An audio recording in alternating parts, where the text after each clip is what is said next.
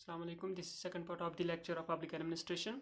In first part, I told you about the narrow view, that is also known as managerial view, and you will remember that we review in the form of a symbol of an element, that is manganese, Mn. N stands for narrow view of public administration, and M is covering managerial activities. And the thinkers who supported that review were Luther Gulick, Herbert Simon, Smithberg, and Thompson.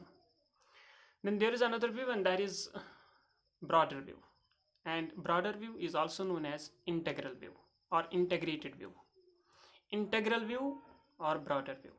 And the acronym for this, remembering this very view, IB, Intelligence Bureau, one of the intelligence agencies of India, IB. I stands for integrated view and B stands for broader view. So it is integrated view, it is broader. Why it is broader? Because it is not covering just the top level officials, but it is covering all the areas of the government, or we can say it is covering all the organs of the government. So the view that is covering all the organs of the government, we can call that view as an integrated view or integral view rather, and also broader view. And the acronym to remember this very broader view is IB, Intelligence Bureau, and MN, manganese. M stands for managerial, N stands for narrow. So managerial view is narrow, or narrow is covering just the managerial activities, and here it is IB, integrated view, but it is broader. As it is broader, so it is covering all organs of the government, all activities of the government. So this was about the nature of the public administration. So we can describe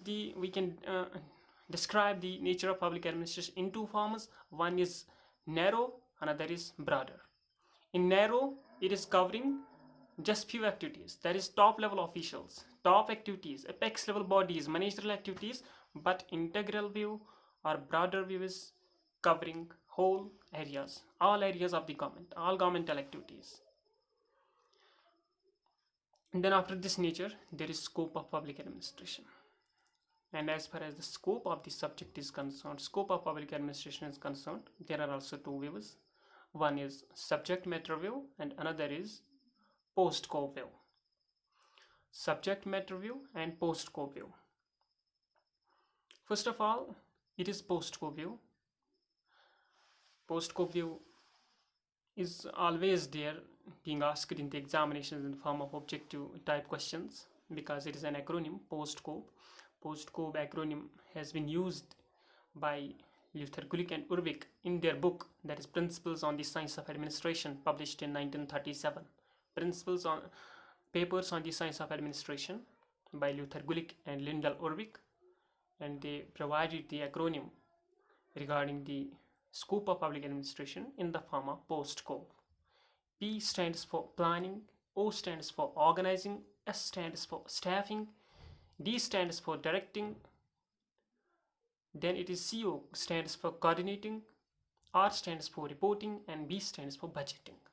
When we are talking about post-scope view, it is considered as the narrow. It is not covering all activities, it is covering just the administrative policies and programs of the government within a limited setup, and mostly it is covering from the economic angle, it is covering the activities of the government from economic angle. So post-scope, according to Luther Gulick and Urwick, is an important acronym that they have used in their book on papers on the science of administration. But in general, post-scope view was not favored by most of the thinkers in public administration, but another view was provided in order to enlarge the scope of public administration, and that very view was known as subject matter view. And as far as subject matter view is concerned, it is covering all activities, it is covering all areas, like it is covering public health, it is covering economic field, cultural area, as economic field, cultural area, public health, security, defense, fire and emergency, floods, public health, police, education, forests, etc. So subject matter, as far as in subject matter view the activities are concerned, it is resembling a state, and that very state is known as welfare state. When we are talking about welfare state, it is that very state which is working for the welfare of the people. So in subject matter view, the activities which are being included in it are resembling to a welfare state. So as far as scope of public administration subject is concerned, there are also two views. One is narrower view, and that very view is known in the form of a acronym, that is POST-COAP. POST-COAP was provided by Lyndall Urwick and Luther Gulick in their book published in 1937, Papers on the Science of Administration. But that very view was not so popular, and the popular view, why it is popular subject matter view, because it is covering whole areas. It is covering public health, it is covering defense, it is covering education, it is covering forests, fire and emergency. So it is covering the activities which we can say a state is a welfare state. So as far as nature is concerned, there were two views, narrow view and broader view. And as far as scope of public administration is concerned, there were also two views. One is subject matter view and another is post-COAP view. So this was all about the general introduction regarding public administration, scope and nature.